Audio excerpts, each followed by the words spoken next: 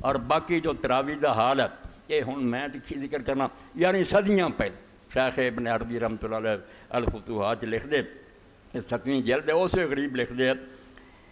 کہ انہاں لوکاں نے اس نماز دا کی حال کر دیتا ثم الذین صابروا علیہ فی العامۃ 308 309 تھا کنا وقت ہو گیا جدوں دا اس نماز نوں چھڑی پھیری ہے آندے پھر وہ لوگ جنہوں نے آکھا نہیں یہ پکی اسی پڑھنی یعدونہ اشما دائم انقصب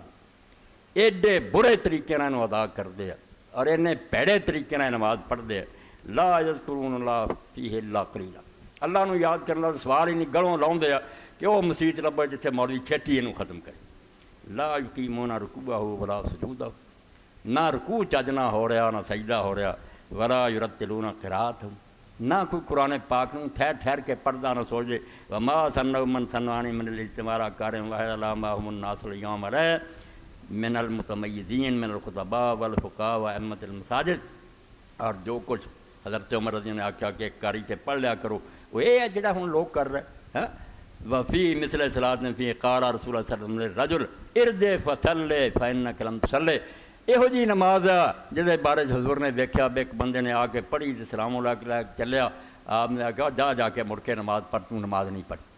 پھر پڑھ کے چلیا 3 واری ہوا تاخیر انہیں آکھا یا رسول اللہ مینوں تے یہی فرمایا نہیں یہو جی نماز کوئی نماز نہیں رکوع سجدے ٹھہر ٹھہر کے کر سیدھا کھڑا فرماؤندے جڑی تراوی ہن پڑھ رہے یہو جہے بارے چ حضور نے اس آکھا جا کے مڑ کے پڑھ